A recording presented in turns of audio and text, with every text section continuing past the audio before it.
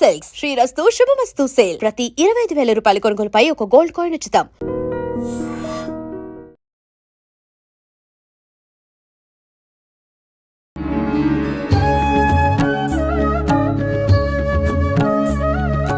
నమస్తే అమ్మా. నమస్తే అమ్మా, శ్రీమాత్రే నమః. అమ్మా, చాలా వరకు దాన ధర్మాలు చేస్తే మంచిది అని చెప్పి దానం చేయటము అని అంటే ఒక రకంగా అడుక్కునే వాళ్ళకి ఇచ్చేది కూడా దానమేనా?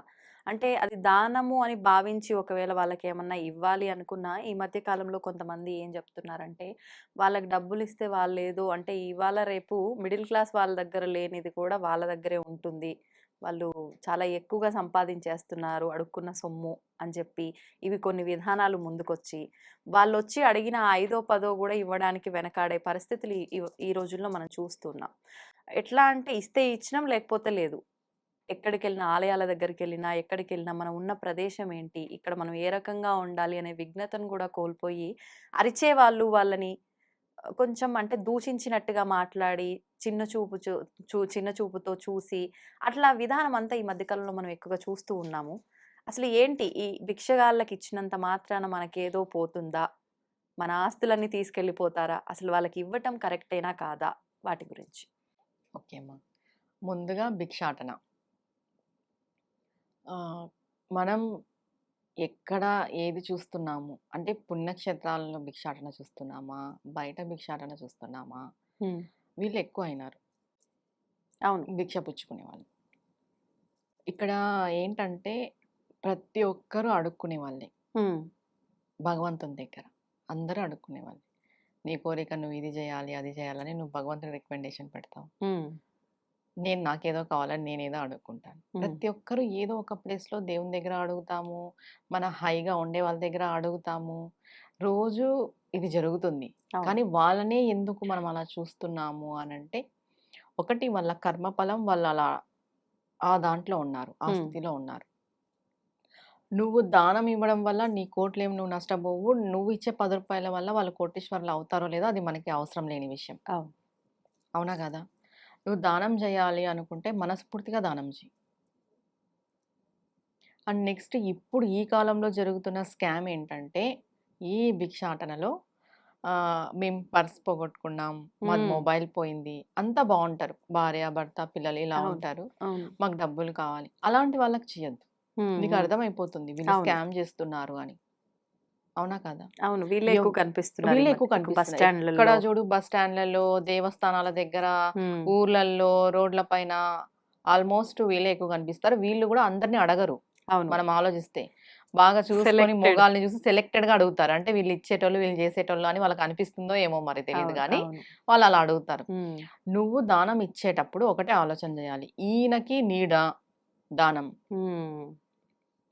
వాళ్ళంతా బాగుంటారు, హైటెక్ గా ఉంటారు, కానీ పర్స్ పోయింది, మొబైల్ పోయింది, డబ్బులు కావాలి అలా అడుగుతారు. ఇప్పుడు కొంతమంది పల్లెలలో వస్తారు, కొంచెం పల్లెటూరి వాతావరణంలో, వాళ్ళు ఏదో పోయిందన్నా మనం నమ్మచ్చు. అవునా కదా? బాగా ఉండి వెల్గా కనిపిస్తూ కూడా పోయింది అని చెప్తే ఎలా నమ్ముతాం? అవును. అలాంటి వాళ్ళని ఇవాళ రేపు ఇంట్లో నలుగురు ఉంటే నలుగురు దగ్గర ఫోన్లు, ప్రతి ఒక్కరి దాంట్లో ఫోన్ పేలు, గూగుల్ పేలు. ఒకరు ఫోన్ పోయినా ఇంకోరు ఫోన్ ఉంటది, ఒకరి పర్స్ పోయినా ఇంకోరు పర్స్ ఉంటది. ఇలా ఆలోచిస్తే అవును, మరి అలానే ఆలోచించాలి. అలా అడిగినప్పుడు అలాంటి వాళ్ళు ఏదో మాకు దానం ఇవ్వండి అని అడగడం వేరు, మాకు ఇంత అమౌంట్ కావాలి, మేము పలానా ఊరికి పోవాలని అడగడం వేరు. అవునా కదా? ఇప్పుడు అలానే అడుగుతున్నారు, మేము పలానా ఊరికి వెళ్ళాలి, మేము అన్ని పోగొట్టుకున్నాము, మాకు డబ్బులు ఇవ్వండి అని చెప్పేసి. అవునా కదా? ఇలాంటప్పుడు మనం ఇంకొకటి చెయ్యొచ్చేమో, అంటే నిజంగా వాళ్ళ అంత నీడు ఉండొచ్చేమో, మనం డబ్బులు ఇవ్వడం కన్నా ఏ ఊరికి వెళ్ళాలో టికెట్ కొని పెట్టడమా, అట్లాంటిది ఏమన్నా చెయ్యొచ్చేమో కదా? టికెట్ కొని పెట్టడం అది చేయొచ్చు, కానీ వాళ్ళు టికెట్ తీసుకోరు, డబ్బులే కావాలంటే. అప్పుడు నిజంగా కూడా తెలిసిపోతుంది. అవును, సరే నేను టికెట్ ఇప్పిస్తాను రండి అని మీరు అనండి, వీళ్ళు తీసుకోరు. అవునా కదా? బాగా కమర్షియల్ గా వీళ్ళు అడుక్కునే వాళ్ళు అనమాట. వీళ్ళు హైటెక్ అడుక్కునే వాళ్ళు అంటారు వీళ్ళని. అవునా కదా? అవును, తప్పు అది. మీకు అర్థమైంది వాళ్ళు అలా స్కామ్ చేస్తున్నారు అంటే మీరు ఇయ్యద్దు, ఎంకరేజ్ చేయొద్దు, ఆ సరౌండింగ్స్ లో మీరు కనిపించద్దు కూడా. ఉంటారు వాళ్ళు, చాలా మందిని అడుగుతారు ఇలా. చాలా మంది చాలా డబ్బులు ఇచ్చిన వాళ్ళు, అయ్యో పాపం ఫ్యామిలీతో ఉన్నారే, పిల్లలతో ఉన్నారే అని ఇచ్చిన వాళ్ళు కూడా ఉన్నారు. ఇలాంటి వాళ్ళ వల్ల ఏమైపోతుందంటే నిజంగా నీడు ఉండే వాళ్ళకి చేయలేకపోతున్నారు. అవును, ఒకటండి, ఈ కాలంలో ఏదైనా పోయింది అంటే అందరి దగ్గర ఫోన్లు ఉంటాయి. ఏదో ఫోన్ ఇవ్వండి మా వాళ్ళకి ఫోన్ చేసుకుంటాం, మేము డబ్బులు అడుగుతాం అనేది వేరు. మీరే డబ్బులు ఇవ్వండి అని అడగడం వేరు. వేరు. ఇదొకటి. తర్వాత ఇప్పుడు దేవస్థానాల్లో భిక్షాటన చేస్తుంటారు. వాళ్ళకి ఖచ్చితంగా మనం ఇవ్వాలి. ఎందుకని? ఎందుకని అంటే మన కర్మ తీసేది వాళ్ళే. మనం మీరన్నారు కదా! దూషిస్తారు, అవును. చిన్న చూపు చూస్తారని. ఎప్పుడు అలా చేయొద్దు. ఎందుకంటావా మనం దానం ఇస్తున్నాము అంటే దానం ఇచ్చేటోడు గొప్పోడు కాదు ఎప్పుడు. తీసుకునేటోడే గొప్ప. ఇది మనం దృష్టిలో పెట్టుకోవాలి. ఏ రకంగా? ఏ రకంగా? ఇప్పుడు నీకు ఒక ఏదో నీ గ్రహస్థితి బాలేదు. నీకేదో మంచిగా లేదు. పలానా స్వామి నీకేదో అన్నదానమో, వస్త్రదానమో, కాసు దానమో చేయమన్నాడు. నువ్వు అన్నదానం, వస్త్రదానం చేయాలనుకున్నావు. వాళ్ళు ఉంటేనే కదా నువ్వు చేయగలవు. ఎవరికి చేస్తావు లేకపోతే? అవును. నువ్వు ఇవ్వాలనుకున్నప్పుడు తీసుకునేవారు ఉండాలి గదా! ఉండాలి కదా! మెయిన్ వాళ్ళు. వాళ్ళు లేకపోతే నువ్వు ఎవరికి చేస్తావు? బంధువులకి పిలిచి చేయలేవు. అవునా కదా? ఆయన ఏమనింటాడు? లేని వాళ్ళకి చేయాలి అని వింటాడు. అవసరం ఉన్న వాళ్ళకి చేయాలి అని వింటాడు. ఆ అవసరం వాళ్ళకే లేకపోతే, వాళ్ళే లేకపోతే నువ్వు ఎలా చేస్తావు? ఇచ్చేటోడు గొప్ప కాదు, తీసుకునేటోడే గొప్ప. కరెక్ట్. దానంలో మాత్రం వాళ్ళు మన కర్మను తీసేసుకుంటున్నారు, మన పాపాలని తీసేసుకుంటున్నారు. అలాంటి వాళ్ళని మీరు ఎలా దూషిస్తారు? దూషించడం చాలా తప్పు. చిన్న చూపు చూడడం అయితే నువ్వు దానం చేయి, లేదా చెయ్యొద్దు. వాళ్ళని అరవడము, తిట్టడము. ఏమంటే ఇప్పుడు కమర్షియల్ గా చాలా మంది సతాయిస్తున్నారు, డబ్బులు కావాలి అలా ఇలా సతాయింపు కూడా ఉంది. ఇది అందరికీ ఏం వర్తించదు. కానీ దేవస్థానాలని నమ్ముకొని ఇలాంటి దాంట్లోనే ఉండేటోళ్ళని మనం అలా చేయకూడదు. ఇంకొక విషయం చెప్పాలంటే సాధువులు కానీ ఎవరన్నా కానీ వాళ్ళు అడగరు భిక్ష. మనం ఇస్తేనే తీసుకుంటారు. కొంతమంది ఇచ్చినా కూడా తీసుకోరు సాధువులైతే. ఎందుకు తీసుకోరు? నువ్వు చాలా కర్మ చేసింటే వాళ్ళకి అర్థమైపోతుంది. కొంతమంది చేతుల్లో భిక్ష తీసుకోరు కొంతమంది. మీకు ఐడియా ఉందో లేదో? వద్దంటారు. మనం ఇచ్చేకపోయినా అవసరం లేదు. అసలు చూడని కూడా చూడరు మన పక్క. అలాంటప్పుడు నీ కర్మ ఎలా తొలుగుతుంది? నువ్వు ఏదో ఎంతో పాపం చేసింటావని అర్థం దానికి. వాళ్ళు నీ చేత పుచ్చుకోలేదు అంటే దానం. ఓకే. ఇది మెయిన్ గా గుర్తుపెట్టుకోవాల్సిన విషయం. ఒకటి ఏదైనా దానం చేసేటప్పుడు కూడా నేను చేస్తున్నాను అనే భావంతో చేయకూడదు. ఏదో భగవంతుడు నీకు ఇచ్చినాడు, నువ్వు చేసే పొజిషన్ లో ఉన్నావు అంతేగాని చాలా మంది ఏం చేస్తారంటే నార్మల్ గా కూడా మనం చూస్తుంటాం. నేను ఇవాళ 10 మందికి అన్నదానం చేశాను, 10,000 మందికి ఫుడ్ పెట్టించాను, 10,000 మందికి వస్త్రదానం చేశాను. ఎవరైనా బంధువులు వచ్చినా కూడా నేను వాళ్ళకి ఇది పెట్టినా, నేను వాళ్ళకి అది పెట్టినా, నేను అది చేసిన. ప్రయోజనమే లేదు. నువ్వు చేసిందంతా గంగపాలు బుడిదపాలే. అస్సలు ప్రయోజనం లేదు. ఏం చెప్తారు? మనం కుడి చేతితో చేసే దానం ఎడమ చేతికి కూడా తెలియకూడదు అంటారు. ఎందుకన్నారు? ఎవరికి నువ్వు చెప్పకూడదు. చెప్పకపోతేనే నీకు ఫలితం వస్తుంది. నువ్వు 10 రూపాయలు చేసి 10,000 సార్లు చెప్పుకున్నావు అనుకో, ఫలితం కాస్త పాపం అయిపోతుంది. అది నిజంగా పాపం అవుతుంది. ఇప్పుడు తీసుకున్నాడు వెళ్ళిపోతాడు. నువ్వు 10 మందికి చెప్పుకున్నావు, వచ్చే ఫలితం రాదు. ముందుగా చేయాల్సింది మీరు చేసే దానం గోప్యంగా ఉంచాలి. ఎవరికి తెలియనియొద్దు. అంత అవసరమైతే ఏదో నువ్వు నీ భాగస్వామికి, నీకు బాగా క్లోజ్, పలానా చోట పలానా చేసినావు అంతేగాని ఇప్పుడు ఏం చేస్తున్నారంటే చేసింది కూడా సోషల్ మీడియాలో అప్లోడ్ చేసుకుంటున్నారు. మేము అది చేస్తున్నాం, ఇది చేస్తున్నాం అని. అంటే ఇప్పుడు అలా చేస్తేనే గుర్తించే రకం కూడా అయ్యింది ఏదైనా కూడా. అవును, అలాంటి సిచ్యువేషన్ కూడా ఉంది. చెప్పుకుంటేనే తెలిసే పొజిషన్ కి మన కాలం వచ్చింది. తెలియాల్సిన అవసరం ఏముంది? అది ఆ గుర్తింపు ఎందుకు? భగవంతునికి తెలుసు సరిపోదా మనం ఏం చేస్తున్నామని? ఒకటండి, మనం ఏం చేస్తున్నాం, ఎలా ఉన్నాం, మనం మంచి చేస్తున్నామా చెడు చేస్తున్నామని భగవంతునికి తెలిస్తే చాలు. అంతే. ఎవ్వరికి తెలియాల్సిన అవసరం లేదు. ఆయన లెక్కలు వేస్తుంటాడు ప్రతిదీ. నువ్వు 10 మందికి చెప్పుకుంటే ఏమొచ్చే? ఏం రాదు. భగవంతుని వరకు కూడా పోనీది అది నెగిటివ్ అనేది. ఎవరికి చెప్పద్దు చేసేదానం. ఇంకొకటి ఏం చెప్తున్నారంటే ఎవరికైనా ఒక రెమెడీ పరంగా చెప్తారనమాట. మీరు ఇలా అన్నం దానం చేయండి అనేసి. దాంట్లో కూడా చాలా మందికి డౌట్లు. అంటే వైట్ రైస్ దానం పెట్టాలా, కలర్ రైస్? అవును, నన్ను అడిగిన వాళ్ళు చాలా మంది ఉన్నారు. ఉంటది డౌట్. అన్నదానం చెయ్యండి అంటే వాళ్ళ కడుపు నింపండి అని అర్థము. ఏదో మీ రెమెడీ కోసము, మీ రెమెడీ కోసం వాళ్ళు చెప్పిండొచ్చు. అప్పటికప్పుడు వాళ్ళ కడుపు నిండడం కోసం ఏ ఆహారం పెట్టినా పర్వాలేదు. అంతే కదమ్మా. ఆకలితో ఉన్న వాళ్ళ కడుపు నింపడం అనేది ఎంత పుణ్యం చెప్పు. ఇప్పుడు నీకేదో స్వామి చిత్రాన్నం చెప్పినాడు, అది నీకు దొరకలేదు. కలర్ రైస్ చెప్పినాడు, అది నీకు దొరకలేదు. నీ దగ్గర వైట్ రైస్ ఉంది, లేదు మా స్వామి కలర్ రైసే చెప్పినాడు, నువ్వు ఆకలిగా ఉన్నా నేను పెట్టనంటే ఎలా అవుతుంది? అవునా కదా? అది మూర్ఖత్వం. ఇంత మూర్ఖత్వంలోకి వెళ్ళకండి, ఉండద్దు. ఎవరైనా ఏదైనా దానం చేయమని చెప్పినారు అని అంటే దాంట్లో ఇప్పుడు నీకు వస్త్ర దానం చేయమని వింటారు, నువ్వు డ్రెస్ చేయొచ్చు, పంచ చేయొచ్చు, చీర చేయొచ్చు. హ్మ్. ఆయన చీరే చెప్పినాడు, పంచే చెప్పినాడు అనుకోవడం తప్పు కదా. నీ అంతే. కెపాసిటీ ఎంత ఉందో దాన్ని బట్టి అవును. నువ్వు చేయొచ్చు. వాళ్ళ అవసరము, మనం నీ దానం కెపాసిటీ. చేస్తున్నాము అంటే మన కర్మని మనం తొలగించుకుంటున్నాము. హ్మ్. ఈ విషయాన్ని గుర్తుపెట్టుకోండి. ఇప్పుడు ఈ భిక్షాటన విషయానికొచ్చేసరికి మీరు చెప్పిన 2 విధాలు గాక ఈ మధ్య కాలంలో ఇంకొక విధానం కూడా కొన్నిసార్లు చూస్తూ ఉన్నాం. ఏవన్నా పేపర్స్ చేతిలో పట్టుకొని అంటే ఆరోగ్యం బాలేదు అన్నట్లుగా అట్లా గూడా కొంతమంది అంటే అది భిక్షాటన అని అనలేము. అలా అని నిజమా అని గూడా చెప్పలేము. అంటే ఆరోగ్యం బాలేదు పలానా మా వాళ్ళకే లేకపోతే ఏదో ట్రీట్‌మెంట్ కావాలి. ఇట్లా అని చెప్పి గూడా కొంతమంది వస్తున్నారు. చాలామందికి ఏమని అంటే వీళ్ళు నిజమా? అంటే జరిగే కొన్ని కొన్ని చూసిన తర్వాత అదొక క్వెషన్ మార్కు. పోనీ నిజమేనేమో అనుకోని ఇద్దాము అనంటే అన్నీ నమ్మలేము. ఇది గూడా చాలా కన్‌ఫ్యూజన్‌లో హ్మ్. పడేస్తుంది. అవును. ఏమంటారు దాని గురించి? మీకేమైనా ఎదురు పడిందా ఎప్పుడైనా ఇలాంటిది? ఇలా బుక్స్ పట్టుకొని వచ్చేవాళ్ళు. మేము అనాథాశ్రయం నడుపుతున్నాం అనేటోళ్ళు. హ్మ్. లేని వాళ్ళకి ఇది చేస్తున్నామని, లేదా మా పాపకి ఇదయిందని. హ్మ్. ఒకవేళ వాళ్ళ నిజమే అయింటే, వాళ్ళ అన్ని రికార్డ్స్ కూడా వాళ్ళు తెచ్చి చూపించేటోళ్ళు నేను చూసాను. హ్మ్. ఇది నిజం. అంటే మా పాపకి ఇలా ఉంది, మా వారికి ఇలా ఉంది అని. అది నిజం కాకపోతే ఏదో ఒక పేపర్ పట్టుకొని చెప్తారు. హ్మ్. అది నిజమా, అబద్ధమా అనే విషయం పక్కన పెట్టేస్తే, మానవత్వంతో ఒకరు మనల్ని అడిగే పొజిషన్‌లో ఉన్నారు. వాళ్ళు మనల్ని చేయి చాసి అడుగుతున్నారనేదే భరించలేని విషయం. అవును. ప్రతి ఒక్కరు తెలుసుకోవాల్సిన విషయం. ఒకరు మనల్ని అడిగే పొజిషన్‌లో ఉన్నారు. చేయి చాసి అడుగుతున్నారు అంటే అదే భరించలేము. హ్మ్. అలాంటిది వాళ్ళు అడుగుతున్నారు అంటే వాళ్ళ నీడ్ ఏంటనేది మనం ఆలోచన అవును. చేయకూడదు. నువ్వు ఇస్తే 10 ఇస్తావు, 100 ఇస్తావు. నీ హ్మ్. దగ్గర ఎక్కువ ఉంటే 1000 ఇస్తావు. అంతే. అంతే. ఒకటి మనం ఎవరైనా అడగాలంటే మనమే నామోషీగా ఫీల్ అవును. అయితాం. అవును. ఏదైనా సహాయం గాని, ఏదైనా అడగాలంటే నామోషీగానే ఫీల్ అయితాం. హ్మ్. ఓసారి మనసు చంపుకొని అడుగుతాం. అవును. అలాంటిది వాళ్ళు మనల్ని అడుగుతున్నారు అనంటే వాళ్ళ పొజిషన్ ఏంటి? వాళ్ళు నిజమా? అబద్ధమా? అనే విషయం పక్కన పెడితే మానవత్వంతో సహాయం చేయండి. అంతే. కానీ ఇలా అందరూ ఫ్యామిలీని నిలబెట్టేసి హ్మ్. మాది ఫోన్ పోయింది, ఇలా పోయింది వీళ్ళకి చెయ్యొద్దు. నమ్మద్దు. హ్మ్. ఇది స్కామ్ ఇది అవును. కంప్లీట్‌గా. అది కూడా స్కామే. కొంతమంది ఆరోగ్యం బాగలేదని చెప్పి అడుగుతుంటారు. హ్మ్. ఆరోగ్యానికే గదా! ఒకటి మీరిచ్చే దానం వాళ్ళు తీసుకున్నారా? వాళ్ళు పుచ్చుకున్నారా?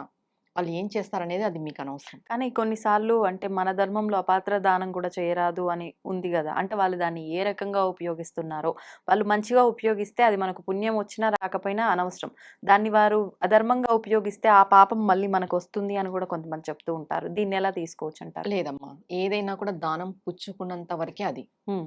వాళ్ళు పుచ్చుకొని వాళ్ళు ఏం చేస్తారో అనేది అది సెకండరీ విషయం మనకి. ఓకే.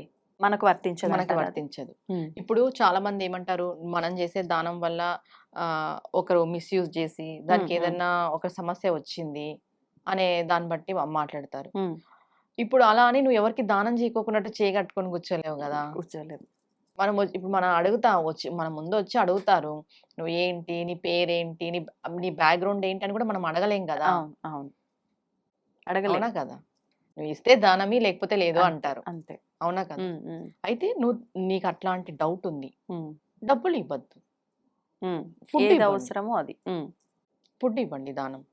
అంతకు మించి అసలు అన్నదానం అనకూడదు. అన్న సమర్పణ అనాలి. దానికి మించింది ఏదీ లేదు. హ్మ్. నీకు అలాంటి డౌట్ ఉంటే. అంటే కొన్ని సందర్భాల్లో నాకైతే ఇట్లా గూడా అనిపిస్తది. నిజంగా వాళ్ళు అవసరం కొద్దీ అడుగుతున్నారనుకోండి, నేను డబ్బులిస్తే వాళ్ళు మిస్‌యూజ్ చేస్తారనే నమ్మకం నాకనిపిచ్చి, నేను ఆహారం ఇప్పిస్తా అని జెప్పి తీసుకెళ్తే, నా ఆలోచన నీకు రావచ్చు. నువ్వు ఫుడ్ ఇచ్చి, నేను ఫుడ్ ఇచ్చి, ఎంతమంది ఇచ్చిన ఫుడ్ తినాలి? ఫుడ్ దాన్ని ఏం తినాలి. జేసుకోవాలి వాళ్ళు? నువ్వు కరెక్ట్ క్వెషన్ అడిగావు. ఆ! నేను ఫుడ్ ఇస్తాను. నువ్వు ఫుడ్ ఇస్తా. ఏం చేసుకుంటారు చెప్పు? హ్మ్. అది వేస్టు. అవునా కదా! ఇంతమంది ఇచ్చిర్రు గదా! అని ఒకేసారి తినలేరు. తినలేరు. అదే గదా! డబ్బులివ్వడం అనేది ఇప్పుడు అలా అని వాళ్ళ బ్యాక్‌గ్రౌండ్ అంతా మనం చెక్ చేసుకొని చెక్ ఇచ్చేవి కూడా చేసుకోలేం. కాదు. హ్మ్. అది ఎవరికి ఇవ్వాలి ఒక్కటండి ఇంకొక విషయం చెప్తాను. మనం ఎంత పెట్టినాం గదా! దీని గురించి టాపిక్. హ్మ్. కానీ నీ చేతిలో నుండి ఎవరికి డబ్బులివ్వాలి అనేది ముందే రాసిపెట్టి ఉంటది. ఓహ్! మనం అడుక్కున్న వాళ్ళందరికీ డబ్బులు ఇవ్వటం లేదు గదా! ఇప్పుడైతే. ఇవ్వట్లేదు. అవును. ఇంకొకటి 10 మంది ఉన్నా మనకెదురుంగా మన చెయ్యి ఒకరి ఒక్కరి దగ్గరికే దగ్గరికే. పోతది. అది రాసుంటది. అంటే మన కాసు పైన వాళ్ళకి రాసుంటది. ఇది హ్మ్. వాళ్ళకెళ్ళాలి అని. ఓకే. అలా ఉంటేనే మనం గూడా దాన ధర్మాలు చేయగలం. ఏదో మనమే ఇచ్చేస్తున్నాం, మనమే చేసేస్తున్నాం మనం అనుకుంటున్నాం. కానీ అదంతా ఏం కాదు. భగవంతుడు మన చేత చేయిస్తున్నాడు. కొన్ని మూవీస్‌లో గూడా మనం చూడడం జరిగింది. భగవంతుడే సాక్షాత్తు భిక్షాటన చేసినట్టు చూపిస్తారు. అంటే ఆ రూపంలో మన ఇంటి ముందుకొచ్చినట్టు గాని, ఇలాంటి కొన్ని సినిమాల్లో గూడా మనం చూసాం. అంటే ఇలాంటివి చూసినప్పుడు ఈ భిక్షాటనకు గూడా ఒక అర్థం, పరమార్థం ఉందేమో మన ధర్మంలో అని చెప్పి. అలాంటిదేమైనా ఉందా? ఉందమ్మా. సాక్షాత్తు పరమశివుడే అమ్మవారి దగ్గర భిక్షాటన చేశాడు. అవును. పార్వతీదేవి దగ్గర. భవతి భిక్షాందేహి అనేసి. జగద్గురువులు కూడా చేశారు. ఉసిరికాయలు కురిపించిన సందర్భం బ్రాహ్మిన్స్ ఆవిడ దగ్గర. అవునా కదా? అందరూ కూడా భిక్షాటన చేసిన వాళ్ళే. ప్రతి ఒక్కరు కూడా. ఇంకోటి దైవానికి సంబంధించిన భిక్షాటన అనేది ఎలా ఉంటుంది అంటే మన కర్మ అస్సలు తొలగట్లేదు. మనం చాలా ఇబ్బంది పడిపోతున్నాము మన జీవితంలో. అలాంటప్పుడు కొంతమంది గురువులు చెప్తారు భిక్షాటన చెయ్యండి అనేసి. అది ఎక్కడ ఇప్పుడు గాన్గాపూర్ ఉంది మనకి ఎగ్జాంపుల్. గాన్గాపురంలో 7 రోజులు భిక్షాటన కార్యక్రమం ఉందన్నమాట. భిక్ష స్వీకరించొచ్చు, భిక్షాటన 2 చేయొచ్చు. కానీ భిక్షాటన చేసే వాళ్ళని ఎలా చేస్తారు, ఏ పద్ధతిలో చేస్తారు అంటే వాళ్ళు ఆ రోజైతే ఏ రోజు వాళ్ళు భిక్షాటన చేస్తున్నారో ఆ రోజు వాళ్ళకి ఎంతైతే వస్తుందో వాళ్ళు వాళ్ళ వరకు పెట్టుకొని మిగతాదంతా దానం ఇచ్చేస్తారు. టెంపుల్లో ఇవ్వడము, బయట ఇచ్చేయడము. టెంపుల్లోనే హుండీలో వేస్తారు డబ్బులైతే. గాన్గాపురంలో ఫుడ్ ఇస్తారు. ఫుడ్ ఇచ్చినప్పుడు వాళ్ళ వరకు మాత్రమే పెట్టుకుంటారు ఫుడ్. మిగతాదంతా మళ్ళీ స్వామికి అప్పచెప్పేస్తారనమాట, దత్తాత్రేయ స్వామికి. గాన్గాపురంలో ఇప్పుడు భిక్షాటన దేవుడి పరంగా చేసేటోళ్ళు ఒక సంకల్పం పెట్టుకొని చేస్తారు. మా కర్మ తొలగిపోవాలి అని. ఫర్ సపోజ్ వాళ్ళ అమ్మకి బాగుండదు, కొడుకు చేస్తాడు. అసలు అది తీరని జబ్బు, నయం కాదు, చాలా ఇబ్బందిగా ఉంది అనేటప్పుడు మనకి గురువులు సజెస్ట్ చేస్తారు ఈ విషయాన్ని. గురువులు చెప్తారు మీరు ఇలా చేయండి అని. ఎప్పుడైతే మనం భిక్షాటన చేస్తున్నాము అంటే మన కర్మ అంతా, పాప కర్మ అంతా పూర్తిగా తొలగించుకుంటున్నాము అని అర్థం. దేవుడి పరంగా వాళ్ళు ఎవరిని ఏం అడగరు. వాళ్ళు పోయి ఉంటారు, భిక్షాటన చేస్తారు. ఆ రోజుకి వచ్చిండేది వాళ్ళ వరకు తినడానికి పెట్టుకొని మిగతాదంతా దేవుడి హుండీలో వేసిస్తారు. అంటే స్వలాభం కోసం ఉండదు, అహం తగ్గించుకోవడానికి. నిజంగానే అది మనం కింద ఒకరిని పోయి అడుగుతున్నాము, అడగడం అలవాటు చేసుకుంటున్నాము అని అంటే మన అహం తగ్గినట్టే. భిక్షాటన చేసేది ఏంటి అంటే భగవంతుడు ఒకడే, నేను ఒకడే అని అర్థం. అహం తగ్గిపోయింది. అహం బ్రహ్మాస్మి అంటాం. అహం బ్రహ్మంలోకి కలిసిపోతుంది భిక్షాటన చేయడం వల్ల. ఇది మన రియల్ లైఫ్ లో కూడా కొన్ని కొన్ని విషయాల్లోకి అనువదించుకోవచ్చు కదా. ఖచ్చితంగా ఇప్పుడు గాన్గాపురం పోయి ఖచ్చితంగా అందరూ భిక్షాటన చేస్తారు. అదే పనిగా దీక్ష తీసుకుంటారు 7 రోజులు మేము ఇక్కడ భిక్షాటన చేస్తామని. దేనికి? ఇప్పుడు చాలా మంది ఏం చెప్తారు, గాన్గాపురం పోయి వచ్చిన తర్వాత భిక్షాటన చేసిన తర్వాత మారింది మా జీవితం. ఎందుకు మారుతుంది? అక్కడ భిక్షాటన చేయడం వల్ల మీ కర్మ అంతా తొలగిపోతుంది. కర్మ తొలగి పాపం కర్మ, ప్రారాబ్ధ కర్మ ఒకటండి. కర్మ అంటే ఏదో పోయిన జన్మదే అని అనుకుంటాం. ఎన్నో జన్మలు తింటాం మనం. జన్మల కర్మ అంతా అది గుమ్ముకూడి ఉంటుంది మొత్తం అంతా. అలాంటి కర్మను తొలగించుకోవడానికి భిక్షాటన చెయ్య అంటారు. అసలు కొంతమంది జాతకంలో ఏ పరిష్కారం దొరకలేదు మనకి ఈ జాతకానికి అన్నా కూడా భిక్షాటన చేయంటారు. 11 days, 1 week, 40 days. చెప్పాలంటే కేరళలోనే అది వాళ్ళ అమ్మకి బాగలేదని కొడుకు 6 నెలలు భిక్షాటన చేస్తున్నాడు. 6 నెలలు తన పని తను చూసుకుంటున్నాడు. భిక్షాటన చేయడం వల్ల మన పాపకర్మలన్నీ తొలగిపోతాయి. మన వంశం బాగుపడుతుంది. దైవపరంగా భిక్షాటన చేయడం వల్ల. అన్నీ ఉన్న వాళ్ళు భిక్షాటన చేయడం అనేది అది చాలా గొప్ప విషయం. నిజంగానే. అవునా కాదా? అక్కడ పోయి మనం అడగాలి, దేవస్థానంలో అలా ఉండాలి, ఒకరిని చేయి చాచి అడగాలి. అందరి వల్ల కాదది. కానీ అది చేయడం అనేది చాలా గొప్ప విషయం. ఇంకా మనం పరమాత్మని చేరుకున్నట్టే ఆ దీక్ష మనం చేయబడితే. చాలా మంది నేలపైన కూడా ఫుడ్ తింటుంటారు. కరెక్ట్, ఇదే అడగాలనుకున్నా నేను ఇప్పుడు. అవునా? అది కూడా ఒక దీక్షనా? అది కూడా దీక్షనే. భూమి పైన అన్నం తింటుంటారు. అది కూడా ఒక దీక్షనే. ఎవరు తినగలరు అలా? అవును, తినలేం. అవును. అసలు ఎప్పుడు ఇది అంటే ఎలాంటి సందర్భాల్లో చేస్తారు? ఇది మాసాన్ని బట్టి అట్లా ఏమైనా ఉంటుందా? మాసాన్ని బట్టి అనేది ఏం లేదు మా. ఇది మన కర్మ. మనం చాలా ఇబ్బంది పడుతున్నాము ఆరోగ్య రీత్యా. ఎక్కువ ఆరోగ్య సమస్యలకే చేస్తారు ఇది. ఇంకా ఫైనాన్షియల్ గా అనేది మనం ప్రయత్నం చేసుకోవాలి. మనకి ఎంత ప్రాప్తం ఉంటే అంత. పూర్తిగా మన జాతక దోషం బాగలేనప్పుడు, మెయిన్ మనం అహాన్ని వదిలిపెట్టాలి అన్నప్పుడు, మనం భగవంతుణ్ణి చేరుకోవాలి అన్నప్పుడు ఇలాంటి కార్యక్రమాలు ఎక్కువ చేస్తాం అనమాట. ఈ భిక్షాటన అని. ఇప్పుడు ఇప్పుడు కాశీలో కూడా సాధువులు ఉంటారు, అవును. అఘోరీలు ఉంటారు. హ్మ్. వాళ్ళేం భిక్షాటన చేయరు, మనం పోయి వాళ్ళకి ఇస్తుంటాం. ఇస్తేనే. హ్మ్. తీసుకుంటారు, అది కూడా లేదు. హ్మ్. ఇంకొకటి సాధువులు అఘోరీలు అందరితోనూ తీసుకోరు. హ్మ్. ఇదొకటి దీంట్లో. ఎవరికి వాళ్ళ ఏ దానికి చాలా నియమాలు ఉన్నాయి. హుహుహు. అందరితోనే తీసుకునేటోళ్ళు వేరు, ఓకే. కొందరితోనే తీసుకుంటారు కొంతమంది. ఆహాహా! మనం చాలా తప్పులు పాపాలు చేసింటే కొంతమంది అసలు పుచ్చుకోరు మన చేతిలో. హ్మ్. అప్పుడు అర్థమైపోతుంది మన చేతిలో నుండి దానం పుచ్చుకోలేదు అంటే మనకి ప్రారబ్ధ కర్మ చాలా ఉంది, మనం చాలా పాపం చేశాము అని అర్థం దానికి. కానీ ఇలాంటి ఒక సిట్యుయేషన్ ఎక్స్‌పీరియన్స్ అయింది అనంటే కొంచెం మళ్ళీ ధైర్యాన్ని కోల్పోతారేమో. అంటే అప్పుడు నేనిచ్చింది మనం ఏం తీసుకోలేదు. చేయాలి? నాకేం జరుగుతుంది? భగవంతుని పట్టుకోవాలి గట్టిగా. హ్మ్. అంటే నేను ఎంత పాపం చేసింటే ఈయన నా చేతిలో నుండి పుచ్చుకోలేదని ఆలోచన చేసి మనం భగవంతుని పట్టుకొని దాన్ని తగ్గించుకునే మార్గం మనం చూసుకోవాలి. చూసుకోవాలి.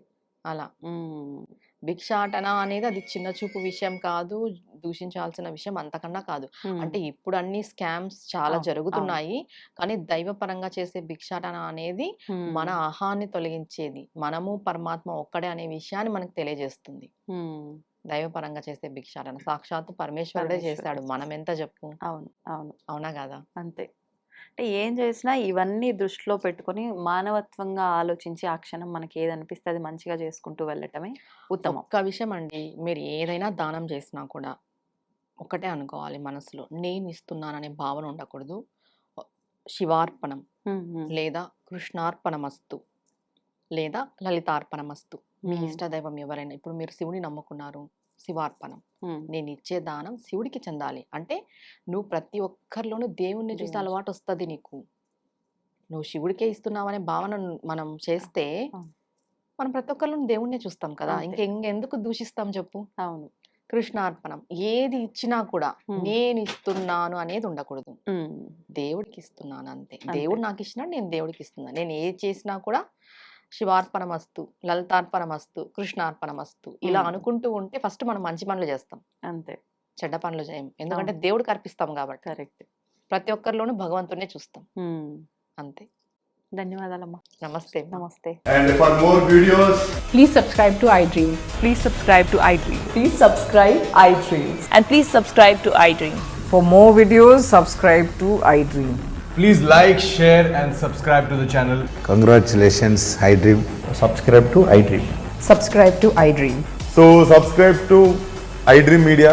iDream ki iDream team అందరికి huge congratulations. Please subscribe iDream Media. Please subscribe to iDream. Subscribe iDream. Please subscribe to iDream.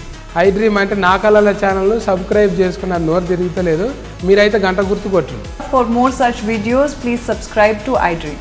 Subscribe to iDream. Please subscribe to iDream. Please subscribe iDream Media. Please do subscribe to iDream. Please subscribe to iDream Media. For best entertainment and information, please subscribe iDream. And don't forget to subscribe to iDream.